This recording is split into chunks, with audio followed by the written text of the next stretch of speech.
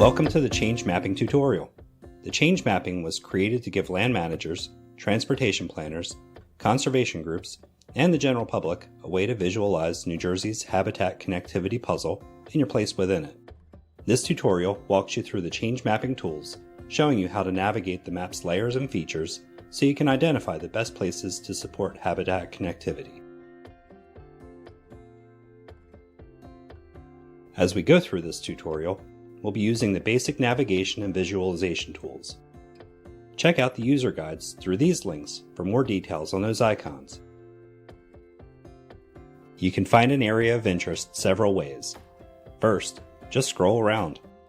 Zoom in and out using the wheel on your mouse or with the zoom buttons in the upper left corner. You can pan around by simply clicking and dragging the screen. You can get to a specific location faster by typing an address or coordinates into the search bar. You can use the query tool to search for a specific parcel or habitat core ID, or a more generalized area like a county.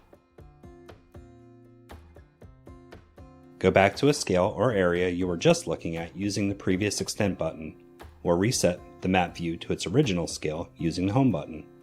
You can also zoom to your current location, which can be very handy to look at habitat connectivity opportunities around you while you're in the field using the CHANJ Web Viewer on your smartphone.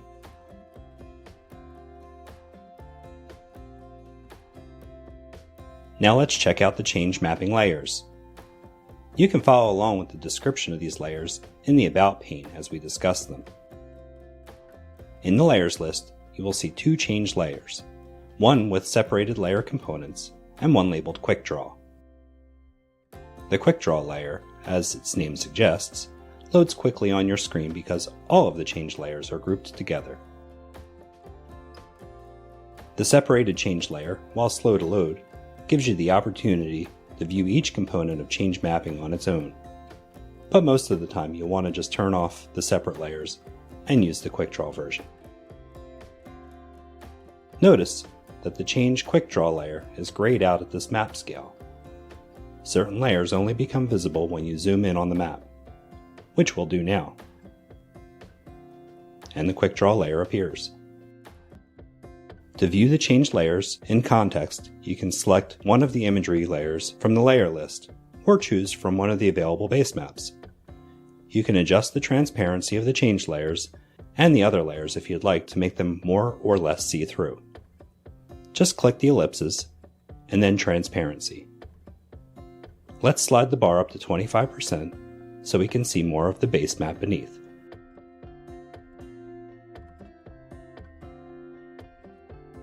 The change mapping is made up of cores, corridors, and road segments.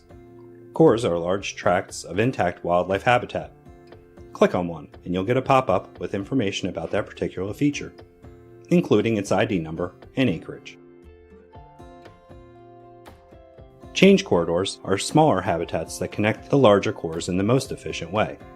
The color gradient you see from light yellow to dark brown corresponds with a move cost category that predicts, on a scale of 1 to 5, how easily wildlife can move through the habitat. Darker colors represent higher move cost categories, meaning that those areas may be more difficult or marginal for wildlife to travel through. For more info and suggestions on how to take action to conserve the cores and corridors in your area, including local and statewide resources, check out the Change Guidance document. The More Info link here takes you right to the section of Chapter 4 that offers guidance on land protection and habitat management and restoration.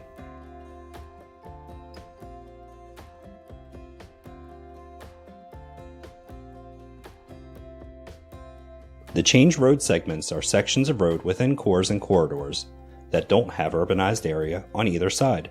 So in other words, where road barrier mitigation would benefit wildlife by giving them safe passage between habitat on one side of the road and the other. Darker colored road segments are more severe barriers to wildlife movement. Since we're optimistic people, let's call these areas opportunities for conservation. Click on More Info in this pop-up to go straight to the section of Chapter 4 in the guidance document that outlines effective road mitigation design and best management practices for different species groups.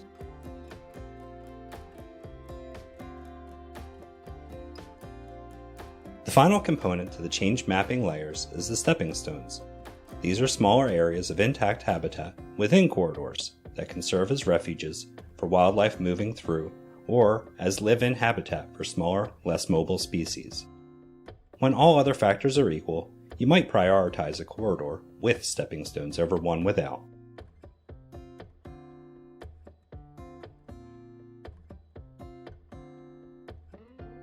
There are many other layers in the layer list that can help you in your conservation planning, including parcel boundaries and municipalities, watersheds, vernal pools, and streams.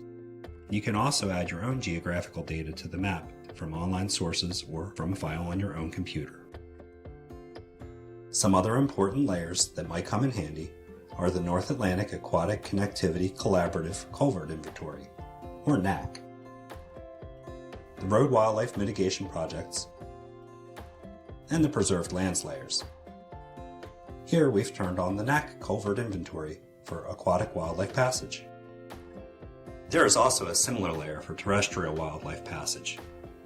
Looking at the legend, you can see whether a culvert has been assessed by NAC and how severe a barrier it is to wildlife movement. This database is continuously being updated, but for those structures that have been assessed, you can find survey data and photographs by clicking More Info in the pop-up. The NAC layers are meant to pinpoint spots where wildlife movement may already be happening and spots where we have the opportunity to make it better.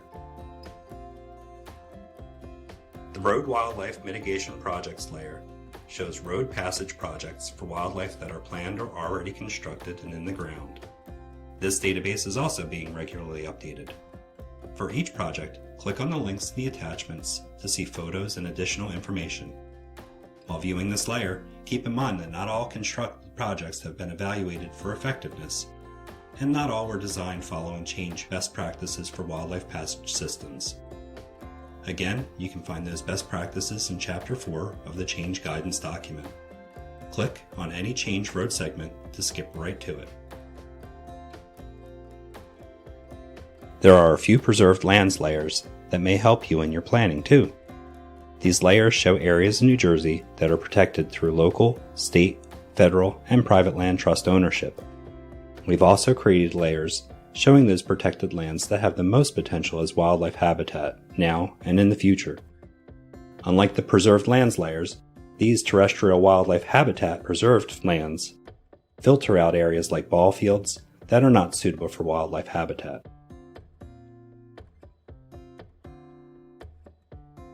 Now that we understand the primary layers and basic tools of the CHANJ mapping, let's take a look at an example of how to use CHANJ in your wildlife conservation projects. Here, we have a habitat core that is being choked off from surrounding wildlife habitats. But there are several opportunities here for improving habitat connectivity. In this area, we have a planned or in-progress road barrier mitigation project. The road segment bisecting this corridor is a severe barrier to wildlife movement, a good spot to improve wildlife passage across this road. This particular location has multiple bridges over streams, so the plan here is to make it more appealing for wildlife to cross under the road rather than over it. For example, this overpass can be widened across the stream to include the natural stream bank, plus dry passage for terrestrial wildlife through the structure. Fencing could be used to funnel wildlife through the new underpass from either side of the road. Looking back at the setting for this planned road mitigation project, we can see that the habitat in this corridor is not preserved. Targeting land acquisition within this corridor on both sides of the road will ensure that the habitat remains open for wildlife moving through, instead of being developed and therefore negating the benefit of the road barrier mitigation project. You can tell by the darker coloring and higher move cost category ranking that this corridor may be more difficult for wildlife to move through. But once this habitat is preserved, it can be restored and managed to allow wildlife to move more easily through this corridor.